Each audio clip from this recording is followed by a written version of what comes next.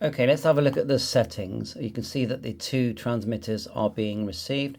We're going to swipe down and you go into the settings for receiver. You click to the right, transmitter and settings. Let's do receiver first and then we'll tap it.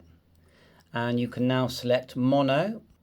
So mono is useful if you're just using one transmitter and is just a single audio track. So think of it like wearing headphones. You're only hearing one ear. It's like that. If you tap it again, then you get the. You tap again, the S appears, and that stands for safety track recording.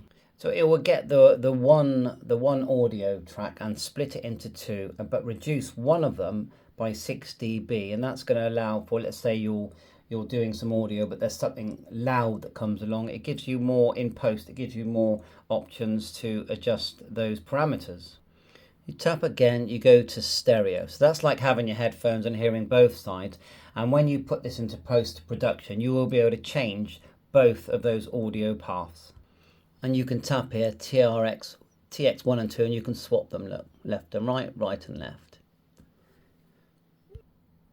And once you've completed that, just swipe up and then we'll go back. We'll move to the next one, which are the camera settings. If we tap that, now they have added hundreds of models into this, of camera models. So you tap it and then start to scroll and you can see they've got lots. I'm just going to leave it as none for now. Then swipe up. And you're back to the next one. We're using the wheel. You can use the wheel or you can actually swipe across. You know, some people like the wheel. Some people prefer the actual screen. Receive again. And we just select it, press, and look. That's your receive again. And back out. Move to the next one. That's your headphone gain volume. Press, and again, look, you can adjust that. And press again. Move to the next one, camera, tap it, and this is, you can turn on and off this device with the cameras on off, so you decide whether you want to do that or not. Okay, select receiver auto off, tap. Oh, got link device there, tap that again. There you are, auto off, on or off. That's just, it's a battery saving thing. Then we'll go to link. Now, if you put the two transmitters in the case, they're going to link anyway. But if you haven't got the case, then you can just link them here in this setting. And when the devices are on, you literally just tap link and it will link them up for you. It says here, relinking cameras, link devices to be forgotten. Just put confirm, okay. And then 5 seconds, it does all the linking for you automatically. There it goes. When they're linked, you get these like yellow link emblems there. Okay, let's go back. Done that already. Well, now we'll go back again. We're relinking now. Let's go up, then go all the way back to the beginning.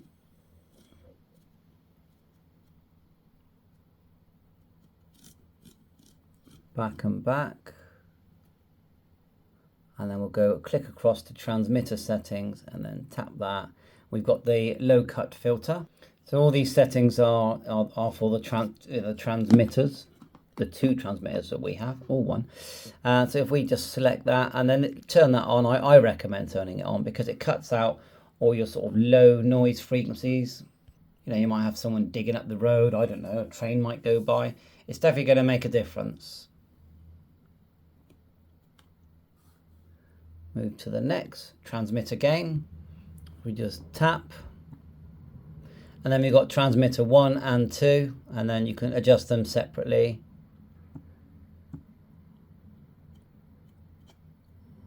Okay, swiping up. 32-bit flow recording. This is an advanced feature, very popular in post-production. And as far as I can see, this is when you are recording. So it's not the live transmission. You hit the record button and then you've got 32-bit flow. You can bring that into your post-production and it's another backup where you can try and get that best audio. record stop lock. So if you turn this on, it means that once you've turned it on, people can't accidentally press that record button and stop your recording, you know, because they might pick it up and hold it. It might stop your recording, so you can lock it into record. Okay. Noise reduction via button. So I think this is quite a handy feature. If you press the power button here now, you've turned on the noise reduction, also known as the intelligent noise cancelling. So if you don't want to do that whenever you push the button, when you go back into that menu, just tap it and you just turn it off. When you turn it off and back out, like so, hopefully we did turn it off. And now when you press it, nothing will happen. You can't turn it off now. Notice that when you do have it on, you have notifications on the right and the left that it's been turned on, that little yellow blob. Go back to transmitter settings. And there it is, turn it on. And that's it, we can now turn it off. Press that button and you'll see that it will vanish. Auto record is quite good actually, because let me just put it back in the case. Put the transmitter back in the case there. Tap auto record, turn it on. Okay, we're back out. And at the moment we're not recording. Let me just show you. So as soon as we take it out the case, it should start to record, we hope. Let's turn it on. Quite fiddly here in front of the camera. And look, it's gone straight into record, and that's, but you know, that's both transmitters will do that. There you are. Straight into record there. Yeah, handy little feature, saves time. Okay. Go to the next, we have storage. Let's do that again. So when your devices are on, you can see how much storage there is, and they're doing it here by looks of it in hours. 15 and 14.9. Move to the next. Then it's the vibration, just like your phone. The main one I've noticed, if you press record once, it vibrates. Just turn that around. Press it once, it vibrates. And press record again, vibrates twice. Okay, very handy. LED indicator. So the nice thing about these transmitters, you've got the blue light when you're in LED mode. Let's do that again. I'm just fiddly here. You've got the green light when it's in normal mode. They are blue. You've got the record light when you press record, and you can turn them off basically. And then you've got the transmitter auto off, that speaks for itself. So let's go back to the settings cog, all the way back, swipe down, receiver settings, transmitter settings, then settings. Go into that. Compliance info, that's right at the end. Let's go from the beginning.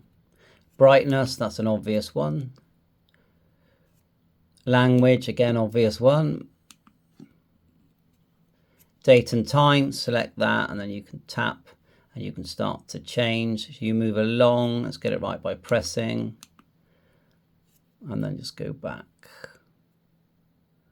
And you can set the time as well, which actually is completely wrong on mine. Mine is actually 12:49. They do 24 hour, I'm pretty sure they do. Go up, up again. Factory reset, so I don't really want to do it, but if you do it, press it, hit confirm. If you get stuck on something, version, that we looked at that when we did our firmware. And remember, you can swipe to the right. Let's do that again. And get when the two transmitters are turned on, you can look at your firmware on the transmitters, and remember the receiver as well. Swipe up. Compliance info. Okay. That's that. Now I noticed that if we go back completely, that there are certain things you can do just by swiping up. So we're listening to one of the transmitters there. If we swipe up, you've got TX2 record, speaker there. So you swipe up when you're on either TX1 or TX2. You can start and stop record. You can mute, or you can turn on the intelligent noise cancelling. So I think that's very handy. And then swipe back down. Look, you can see them there. Intelligent noise cancelling is on. So we swipe up on that side, turn it off. Swipe down, it's off. And so it's independently controlled. So yeah, I've enjoyed that. And you know, why get these? If you're a drone flyer, because I'm not a photographer, I don't have any cameras. But if you did, then the idea is you can pin one of these to your collar. You could pin another one to the person that you're, say, interviewing. That's why you would buy two. And you can completely control everything. You've got the backup to record as well. And the Bluetooth thing, I think, I'm not really sure if, from a photographer's point of view, if the Bluetooth thing is something that I think they would use very often. But from a hobby point of view, just that being able to quickly connect to my phone, when you got the new, like the Hover Pro that's come out, the DJI Neo that's come out, and you don't want to be talking into the phone, you'd rather talk with the microphone nearer to your mouth, and you just Bluetooth it, which I will do a video showing that with the Neo. There's your Neo, and this is your Hover Pro. Works great, doesn't it? And so it's a real hobby thing. So much use for these microphones. Thanks for watching my YouTube channel. Please remember to hit the like and subscribe button if you're finding this helpful. I do come in as a novice and just enjoy flying drones and playing with different ham radios and just lots of techie stuff. Thanks for watching. Please remember to subscribe as well. And if you really like my video, please buy me a coffee. Bye for now, 7-3.